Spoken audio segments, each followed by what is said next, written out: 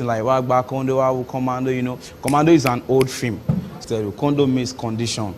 Bónírèsé kò bá fi igbá mọ́, èyí tó ti fínlẹ̀ kò ní parun láéláé. Dídùn ní ìrántí olódodo.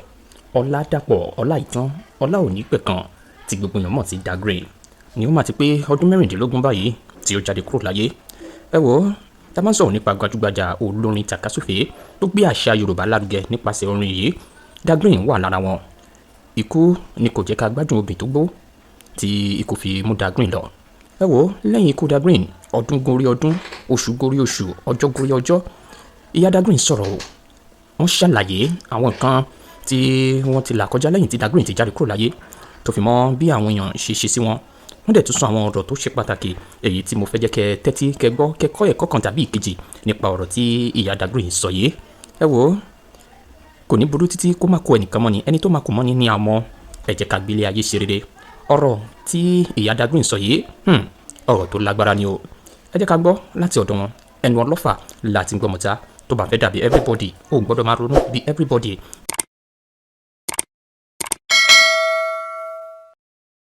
Mi dùn bẹ́ẹ̀ ṣe wá béèrè nǹkan lọ́mìlẹ́ ni á lè jẹ́ kí n ṣàlàyé àwọn nǹkan díẹ̀. Ọ̀pọ̀lọpọ̀ yẹn ló máa wá bá yín nírètí pé bóyá wọ́n fẹ́ ṣèrànlọ́wọ́ fún yín láì ní mọ̀. Mi dùn bẹ́ẹ̀ ṣe wá béèrè nǹkan lọ́mìlẹ́ ni á lè jẹ́ kí n ṣàlàyé àwọn nǹkan díẹ̀. Ọ̀pọ̀lọpọ̀ yẹn ló máa wá bá yín nírètí pé bóyá wọ́n fẹ́ ṣèrànlọ́wọ́ fún yín láì ní mọ̀ wípé nítorí pé àǹfààní tí wọ́n fẹ́ rí ìyẹn ni wọ́n ṣe wá bá yín. For example, irú 16 years sọ ló pé yìí, ọ̀pọ̀lọpọ̀ àwọn èèyàn ló ń ṣe orí, mi ò lè wo orí fóònù kan, gbogbo wọn ló ń ṣe oríṣiríṣi, kò sí nǹkan kan tí family mọ̀ nípa ẹ̀, kò sí ẹbí kankan tàbí ìyá kankan tó fọwọ́ sí, àwọn fúnra wọn ló ń ṣe àwọn nǹkan wọ̀nyẹn. So tán bá ń sọ pé àwọn ń báyàn kẹ́dùn, wọ́n máa ń àpò ara wọn ló ń dùn, kì í ṣe pé wọ́n ń báyàn kẹ́dùn rárá. Tí wọ́n bá dẹ̀ rí pé nǹkan báyìí lágbára ẹ̀yin fúnra yín gbé láti ṣe, nítorí pé nǹkan tán fẹ́ gbà yẹn wọ́n á gbé yín síta láti máa sọ pé nǹkan báyìí ń ṣe yín, nǹkan báyìí ń ṣe yín, láì ṣe pé bóyá nǹkan yẹn ó tó bẹ́ẹ̀ tó ń ṣe yín láti lè fi pa owó sápò ara wọn. Gbogbo irú àwọn nǹkan báyìí yẹn kò dáa, torí pé ọ̀pọ̀lọpọ̀ àwọn tó ń gbéyàn sórí social media yìí ló fẹ́ sọ àwọn èèyàn doníbàárà látàrí nǹkan táwọn fúnra wọn máa jẹ, láì mọ̀ pé àwọn gangan lóníbàárà ju ẹni tí wọ́n ń sọ pé àwọn ń gba owó fún lọ, because wọ́n á gbé yín sórí ìkíní, wọ́n á gba owó, wọ́n á máa ṣe without pé onítọ̀hún yẹn mọ kókó ohun tí wọ́n fẹ́ ṣe, wọ́n á dẹ̀ máa gba owó yẹn sápò ara wọn. For example, irú nígbà tí àwọn kan wá bá mi wípé ibi tí mò ń gbé àwọn ò láìkí nǹkan kan, àfi kí n change ilé yẹn ìgbà wọn. Lóòótọ́ àwọn èèyàn turn up, wọ́n fún mi lówó nígbà yẹn, a dẹ̀ gbálé. Ṣé ká wá sọ wípé èmi fúnra mi ò ní nǹkan kan díẹ̀díẹ̀ tí mò ń ṣe lọ́wọ́? Nígbà téèyàn bá ń gbé room and parlour tó yẹ pé òun lágbára ẹ̀ gbé, tẹ́yìn dé nítorí opportunity owó tẹ fẹ́ gbà yẹn, níbẹ̀ yẹn ò fit ẹ̀, ní flat ni kó gbé. Nígbà tí wọ́n bá wá dáwó flat, tó ti gba flat èyí ẹ̀, lẹ́yìn èyí ẹ̀yẹn ẹ̀ ní rí mọ́, ẹ̀ ní wo nǹkan tó nítọ̀hún yẹn fẹ́ máa face lẹ́yìn tẹ́ ti gbarú bẹ̀ yẹn fún. Ṣé ó tún fẹ́ bọ́ sórí social media kó bẹ̀rẹ̀ sí ní máa tọrọ owó? So àwọn irú nǹkan bẹ́ẹ̀ yẹn kò dáa. Tẹ́ bá mọ̀ pé ẹ fẹ́ ṣèrànlọ́wọ́ fún yẹn, ẹ lọ bá direct, kẹ́ máa gbé sórí social media, kẹ́ gba owó oríṣiríṣi láì ṣe pé onítọ̀hún yẹn ó mọ̀ nípa àwọn nǹkan yẹn. Royalty tẹ́ ń sọ yìí, ohun tí mo fẹ́ sọ ni pé mi ì mọ̀ nǹkan kan nípa ẹ̀, kì í ṣe pé mi ò mọ̀ nípa ẹ̀ bẹ́ẹ̀ yẹn o, nǹkan tó yẹ pé bọ́n ṣe ń gba owó yẹn mi understand. So gbogbo irú àwọn nǹkan bẹ́ẹ̀ bóyá nítorí pé wọ́n dẹ̀ ti mọ̀ pé mi ò mọ̀ anything nípa ẹ̀, òun ló jẹ́ kó máa gbérú àwọn ìgbésẹ̀ yẹn. But bí tá a bá dẹ̀ sọ tí gbogbo èèyàn bá gbọ́ nísìnyí, bóyá máa ráwọn èèyàn tó lè dìde tó lè bá wa béèrè lọ́wọ́ pé báwo ni ọ̀rọ̀ àwọn owó royalty àbí báwo lè ṣe ń pè, báwo bó ṣe jẹ́. Lóòótọ́ ó lè jẹ́ mi mo bí, so kálukú ló ní àǹfààní láti choose nǹkan tó bá wù.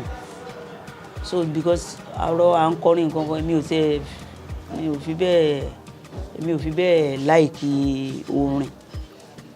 So ìgbà tó dẹ̀ ti jẹ́ pé ohun tó wù fún rẹ̀ choose nìyẹn, so kò sí nǹkan tí èèyàn fẹ́ ṣe sí. Ìgbà tó dẹ̀ di pé wọ́n mọ̀ náà, àṣà lè sọ pé kò ṣọmọ wa mọ́. So ìgbà tó dẹ̀ pé ohun tó choose náà ni, kò sí téèyàn ọmọ tó bá ti kọjá 18 years, kò ṣe òbí ẹ̀ ló tún máa yàn lé lọ pé nǹkan báyìí ni kò ṣe, nǹkan báyìí kọ́ ni kò ṣe. Èèyàn kan lè máa tún ojú ìwòye wọn ṣe pé nǹkan báyìí ló dáa, nǹkan báyìí ni ò dáa. Tó bá ní mọ́mì, ó yá ẹ gba owó báyìí, tó bá máa fi rìn láti bíbá sí bus stop ń bẹ̀ yẹn ó máa padà wá ní mọ́mì bí a ti bá délé máa send owó tí mo kó fi lẹ́ẹ̀kan ẹ fún mi padà ṣẹ́rí wọ́n ti gba gbogbo owó mi tán pátápátá màá tún kó yìí tí mo níyẹn àti yìí tí mo ní màá tún fún ìgbà míì gan a máa ní òun ò lè lọ bóun bá lọ ra epo ńlé epo gan gbogbo owó tó bá wà lápò ń báyìí bó jẹ́ fóònù kan lórí nǹkan kan tó lè sọ pé mọ́mì fóònù ẹ̀yin ni mo fẹ́ mú wá fún ọṣẹ́ tí bá ṣe ṣùgbọ́n ẹnìkan báyìí tí ó ti lóhùn ó ti ní kóhùn fóònù ó ti gbà lọ́wọ́ tó bá máa di next kìíní òun abáyé wà mí òun àti so pé kò ṣe kìíní yẹn mí ti ẹ̀ lè kó má dẹ̀ pé bóyá èèyàn pọ́nyàn lè ìlàwọ́ yẹn ó pọ̀ jù ṣe rí àwọn tó ń take advantage yẹn ìyẹn ò dára rárá wọ́n fi ń kún ṣòro àwọn èèyàn ni nítorí ohun táwọn fẹ́ jẹ ní tí ọmọ mi ti kú bẹ̀yẹn tí n bá ka àwọn èèyàn kó tí ẹ ń ṣe 50 mi ò gbà ní mi ò problem yẹn kò tí ì kọjá àfaradà ẹni tó bá ti ní ìtẹ́lọ́rùn pẹ̀lú ohun tó ní nǹkan gbogbo ló ní àìmọye ẹni tó ti forúkọ dàgírìn yẹn ṣe oríṣiríṣi gbáwó oríṣiríṣi tẹ́ ẹ̀ bá tiẹ̀ fún ẹni tó bí ní owó tó bá tẹ̀ pé ẹ̀yin méjì mẹ́ta ẹ jẹ́ ká wo màmá yìí ṣàlàfíà ńgbà tẹ́ bá ń celebrate ẹni tó ti kú tó ti sùn tó ń sinmi jẹ́jà rẹ̀ tẹ́ ń celebrate ẹ̀ ìyá ẹ̀ tó wá fi sáyé ńkọ́ báwo nìyẹn wọn ní kẹ́ má rí yẹn rárá ojú àwọn tó jẹ́ tó wà ní Nàìjíríà mẹ́ then YQ ìyẹn tó wà l'Amẹ́ríkà ó máa ń pè mí ó ń bá mi sọ̀rọ̀ so sick ó ń bá mi sọ̀rọ̀ then ó dẹ̀ tún ní ọ̀rẹ́ kan tó ṣe torí nígbà tó kọ́kọ́ bẹ̀rẹ̀ orin ìyẹn gan ló sponsor ẹ̀ ń gbà yẹn ìyẹn ni BJ Bọ̀dé àwọn celebrity míì tí mo mọ̀ gbà táwọn kinní yẹn ti ṣẹlẹ̀ láti rí wọn mọ́ lẹ́yìn yẹn mo ṣàdúpẹ́ lọ́wọ́ Ọlọ́run pé láti gbà yẹn náà títí di wákàtí náà pé Ọlọ́run ò fi wá sílẹ̀ ó dúró tì wá ó wà pẹ̀lú wa then gbogbo àwọn tí mo dárúkọ yìí náà mo tún kí wọn pé wọ́n ṣe wọ́n kú àdúró tí a ní fi rú ẹ̀san. But don't get it twisted. Condo means condition. irú ọdí ọba pàrọ̀ fún ẹjọ́ tí ló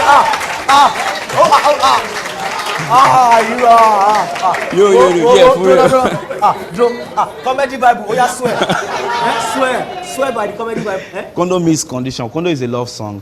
You know what I'm saying? And the Commando is like Wagba Condo, Wawu Commando, you know. Commando is an old film.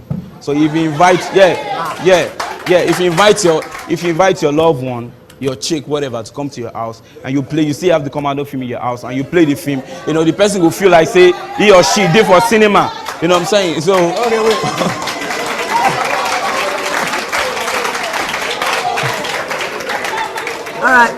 All right, good man. You can tell yourself whatever you want. If it helps you sleep better at night. We all know what a Kondo Olopa is, especially in that song.